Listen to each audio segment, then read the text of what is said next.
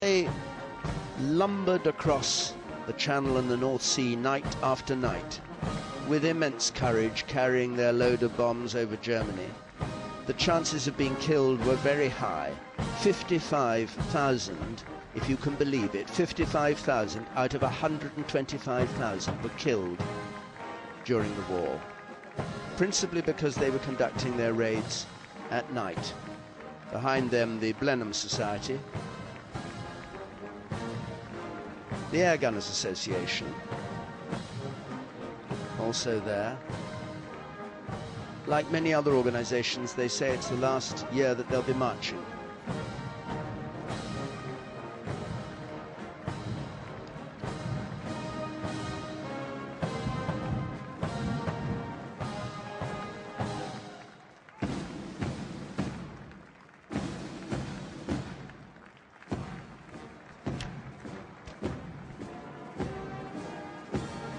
The British Limbless Ex-Servicemen's Association, BLESMA.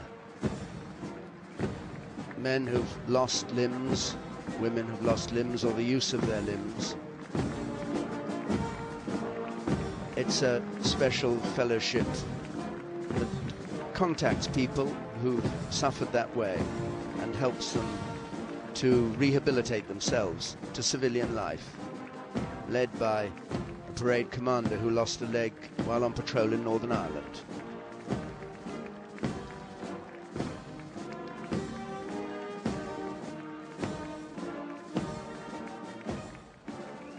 Then the Royal Hospital, Chelsea, the first pensioners who arrived as pensioners in 1692, 313 years ago, and the Royal Hospital, Chelsea has been going ever since in these wonderful uniforms.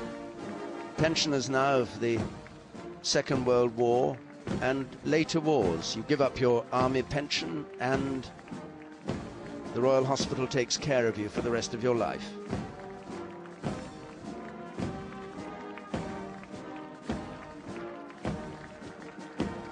And in blue jackets behind, the Queen Alexandra Hospital Home.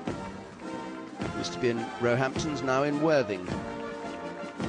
And it's a home to provide care for disabled ex-servicemen.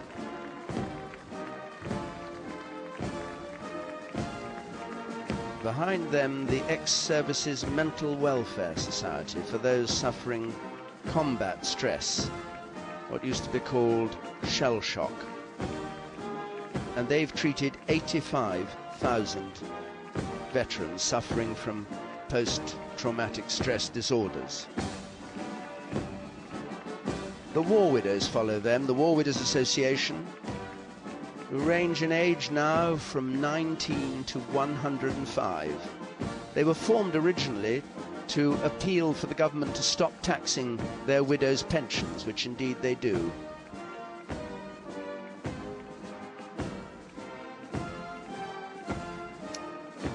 And SAFA, the Soldiers, Sailors, Airmen and Families Association. And somewhere among them, Roger and Maureen Bacon.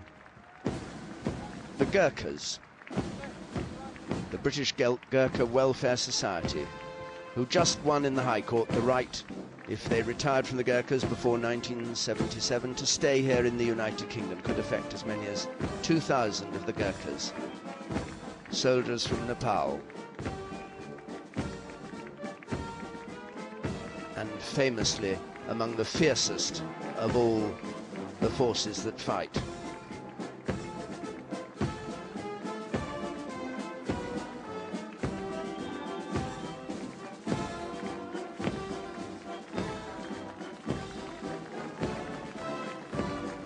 The Hong Kong Ex-Servicemen's Association, those working way back into the Second Opium War, believe it or not.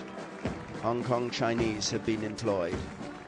The Trucial Oman Scouts in their distinctive checkered headdresses, founded in 1950 to protect the Gulf states and Oman from raiders.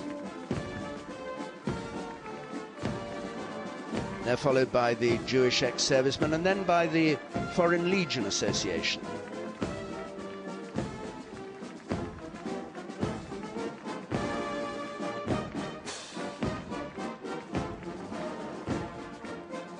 the Foreign Legion Association. Legionnaires, the Foreign Legion, the French Foreign Legion, still operating, the tough guys. You join anonymously. You can join under any name you like.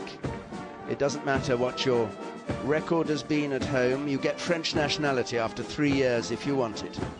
The officers are all French, and they are famously proud and distinguished part of the French army who fought in Norway campaign, some of them with the Chindits in Burma.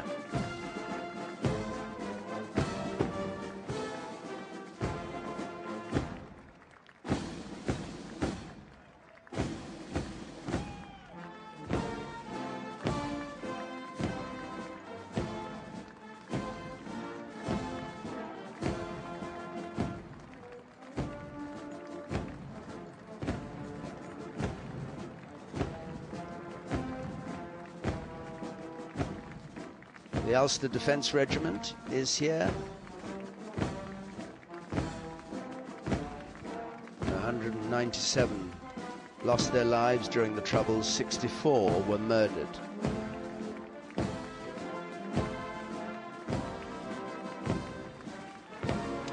And now the Royal Naval Association leads the next column. Nice touch. The Royal Naval Association, once you're a member of it, doesn't use ranks, it just calls each member a shipmate. The Royal Marines Association, founded as the Admiral's Regiment, the soldiers who fight, and the Marine Corps League there, the Marines who fight with the Royal Navy.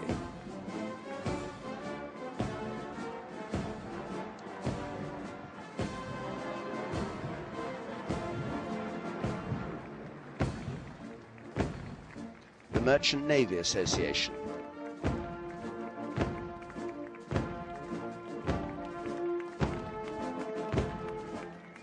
And the Merchant Navy Association is followed by the Royal Naval Air Crewmen's Association, led by John Sheldon, who took part in a helicopter rescue of 60 seamen from the HMS Coventry when it was sunk during the Falklands conflict.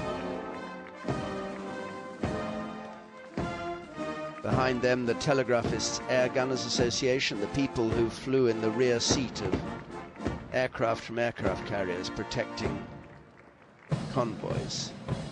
The Wrens, disbanded now because they now join the Royal Navy, or have done ever since 1993.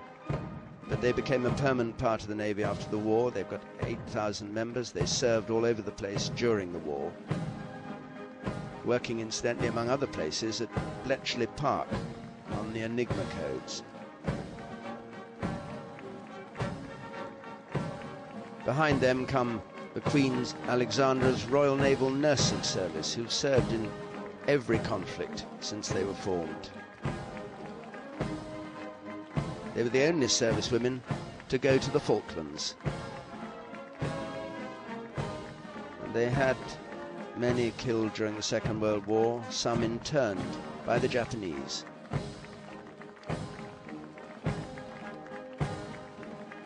Behind them, the Voluntary Aid Detachment, the VAD Association, who escorted the seriously injured in World War I to the dressing stations that helped doctors and worked in emergency hospitals. They're followed by the medical branch, ratings and sick berth staffs. You can see the range of work that goes on in the armed services, the huge range of skills represented.